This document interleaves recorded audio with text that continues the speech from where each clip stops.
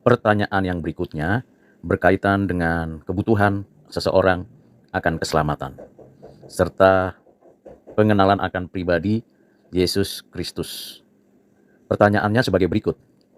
Uraikan alasan logis dan biblika mengapa setiap orang yang ada di bumi ini membutuhkan keselamatan.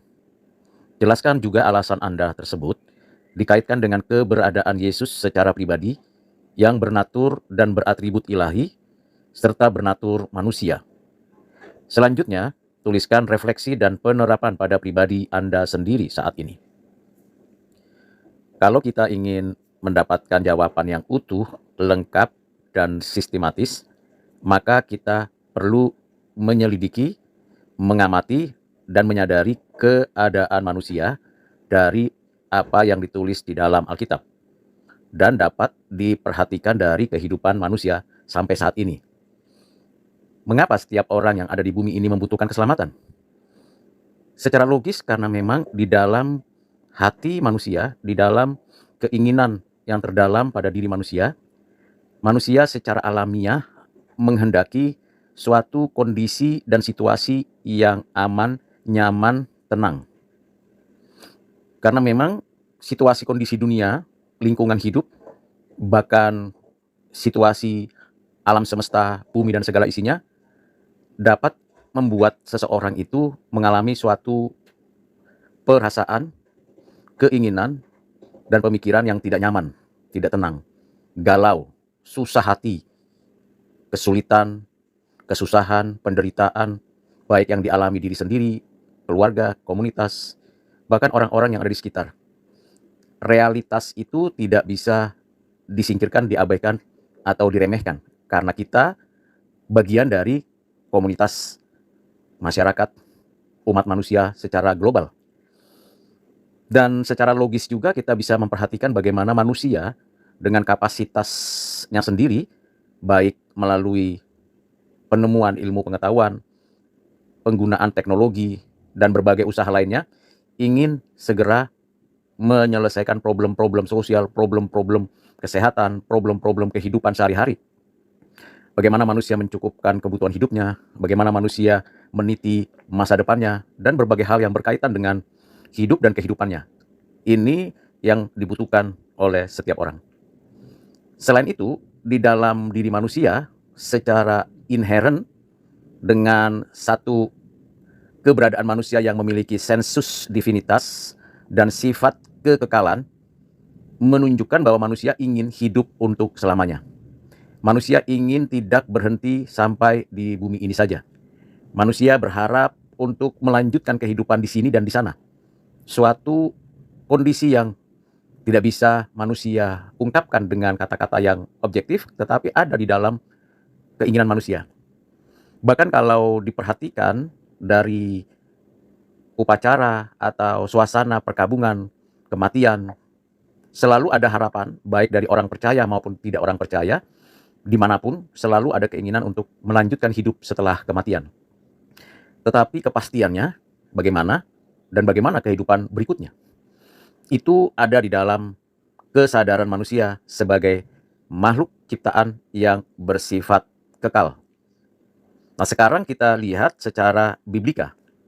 Jelas sekali alasannya mengapa setiap orang membutuhkan keselamatan, karena setiap orang di dalam Adam, dalam keadaannya bernatur dosa dan berbuat dosa, maka keadaan manusia sesungguhnya sudah mati.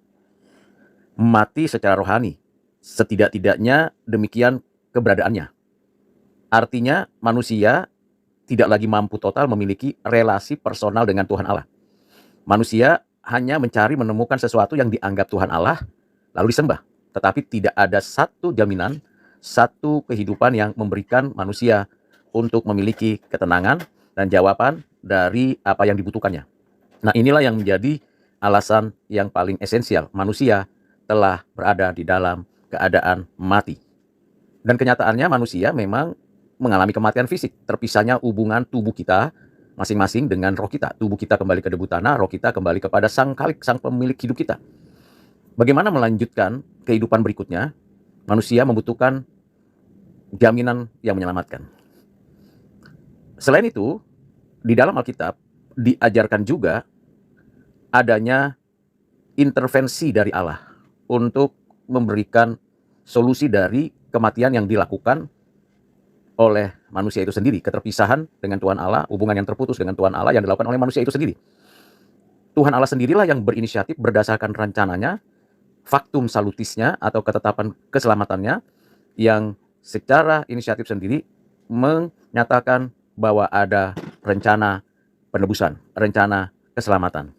Nah, ini yang menjadi alasan yang sangat signifikan mengapa manusia membutuhkan keselamatan. Alasan yang berikutnya secara biblika, selain tadi ya kematian manusia, inisiatif Allah, yang ketiga adalah memang kita sebagai manusia tidak mungkin menyelamatkan diri sendiri. Mengapa demikian? Karena manusia sudah dalam keadaan mati. Segala kebaikan, perbuatan baik, tindakan baik, sikap baik, moralitas, dan segala hal yang berkaitan dengan kebaikan yang dilakukan manusia tidak dapat menyelesaikan, bahkan mengusahakan hilangnya, hapusnya kejahatan, keberdosaan yang dilakukan oleh manusia. Dengan kata lain, manusia sebenarnya usaha-usaha baiknya itu hanya sampai batasan untuk menahan saja. Itu pun karena anugerah umum Tuhan yang memberikan hal tersebut. Menahan apa? Menahan kejahatan makin berlipat ganda, menahan supaya kejahatan tidak semakin global dan universal, sehingga manusia pada dirinya tidak mampu untuk menyelesaikan permasalahan yang esensial pada dirinya, yaitu kematian. Memang ada kebaikan, memang ada amal, budi, dan sebagainya, tetapi itu berhenti pada tataran yang berkaitan dengan menahan kejahatan makin meluas. Kita memang tahu banyak orang baik, kita tahu memang banyak orang yang mau berjuang untuk kebaikan, kemanusiaan, bahkan untuk memperbaiki alam, tapi tidak pernah itu menghapus keadaan manusia yang sudah bernatur dosa itu. Nah, dengan tiga alasan tersebut secara logis dan biblika yang sudah saya sampaikan, maka apa yang harus kita ketahui? Bagaimana kita memiliki suatu jaminan atau kepastian bahwa kita beroleh keselamatan dan kebutuhan kita akan keselamatan itu terpenuhi. Tentunya karena anugerah Allah yang mendahului respon kita, tentunya karena rancangan Allah menebus kita dengan faktum salutisnya, ketetapan keselamatannya, maka kita tahu di dalam konstruksi pemikiran Alkitab mengenai faktum salutis, dinyatakan bahwa ada satu pribadi dari tiga pribadi Allah yang esa itu yang akan mengeksekusi penebusan dan memberikan jaminan bahwa kita akan mendapatkan keselamatan. Siapakah dia? Dia adalah anak Allah yang tunggal, yang kekal, yang melaluinya segala sesuatu diciptakan, yang melaluinya segala sesuatu yang diciptakan itu ditopang, dipelihara, dijaga, diperintah, yang melaluinya segala sesuatu yang telah ditentukannya, ditebusnya, terkhusus bagi umatnya. Jadi kaitannya adalah bagaimana kita bisa mengetahui dan mengenal pribadi Yesus Kristus. Tentunya itu hanya mungkin terjadi karena Allah beranugerah, memberikan anugerah khusus. Roh Kudus bekerja menerapkan anugerah khusus agar kita mengerti dan memahaminya dengan baik. Sehingga ketika kita membaca firman Tuhan, dari kitab Kejadian sampai kitab Wahyu, kita menelusuri benang merah kehadiran dari Yesus Kristus, anak Allah yang tunggal. Mulai dari kehadirannya secara historis dalam perjanjian lama sebelum inkarnasi, baik secara teofani, epifani, tipologi, dan akhirnya inkarnasi, ia menjadi manusia, ditambahkan padanya natur kemanusiaan, oleh Roh Kudus melalui jalan inkarnasi di mana Maria mengandung dari Roh Kudus dan terbentuklah tubuh jasmania Yesus sebagaimana ia dalam keadaannya sebagai manusia. Pada pribadi Yesus ada dua natur, natur yang ilahi yang pada dirinya kekal selamanya dan natur manusia yang ditambahkan sejak inkarnasi. Keduanya tidak bercampur, natur itu pada pribadi Yesus Kristus, keduanya itu tidak berganti posisi pada natur, keduanya itu saling berkomunikasi, tetapi tidak terpisahkan, dapat dibedakan. Keilahian Yesus Kristus pada dirinya sebagai pribadi setara sehakikat dengan Bapa Allah kita, dengan Roh Kudus, Roh yang memberikan hidup dan kehidupan. Keilahiannya bukan kita yang menentukan atau kita yang menyebutkan, tapi ada pada dirinya yang kekal selama-lamanya, yang tidak berubah selama-lamanya, yang ada di dalam keberadaannya sendiri, self-eksistennya sendiri, baik atributnya, baik karyanya. Pada saat yang sama, ketika kita saat ini menjelaskan, menceritakan tentang pribadi Yesus, maka karena sudah ada inkarnasi, kita juga akan memberikan pengertian bahwa ada natur kemanusiaan Yesus.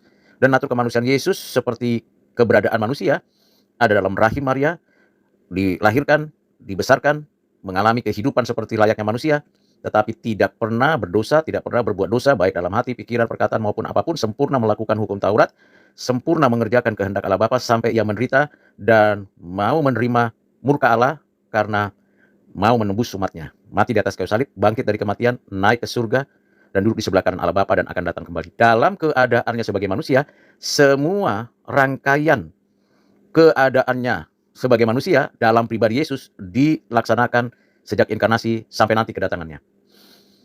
Atas dasar pribadi, natur, karya Kristus inilah, maka ada jaminan, ada garansi dari Allah kepada kita melalui anaknya, Yesus Kristus, yang diterapkan oleh Roh Kudus di dalam setiap orang yang percaya kepadanya. Setiap orang yang percaya kepadanya bukan karena pengakuan perkataan saja, tetapi karena anugerah Tuhan mendahului respon setiap orang yang percaya itu. Karena bisa percaya itu anugerah, dan bisa mengungkapkan kata-kata percaya itu juga anugerah. Mengakui dengan sungguh-sungguh bahwa Yesus Kristus adalah Tuhan, Juru Selamat, Penebus satu-satunya, yang memang dari kekekalan sampai kekekalan, dan di dalam sejarah penebusan, Ia adalah Tuhan, Juru Selamat, Penebus satu-satunya. Karena melaluinya, semua beroleh keselamatan, yaitu orang-orang yang telah ditentukannya. Nah, itu berkaitan berhubungan dengan kebutuhan kita akan keselamatan. Lalu bagaimana kita merefleksikannya di dalam kehidupan kita sehari-hari? Misalnya saya menikmati dan mengalami sendiri keselamatan yang saya butuhkan itu karena anugerah Tuhan. Tidak dirancang oleh diri kita kapan, waktunya, caranya seperti apa, di mana itu terjadi. Tetapi ada momen di mana saya sendiri mengalami suatu perjumpaan dengan Tuhan secara pribadi. Misalnya saya lakukan atau saya nikmati, saya jalankan pada sekitar tahun 1990, percaya kepada Tuhan dengan segenap hati dan meyakini bahwa karya penebusan Kristus itu benar-benar dialami secara spiritual. Tentu tidak ada tanda-tanda yang pernah dialami seperti orang lain, namun bertumbuhlah pengenalan akan Allah Trinitas, terutama pengenalan akan Kristus oleh Roh Kudus melalui firman sampai saat ini.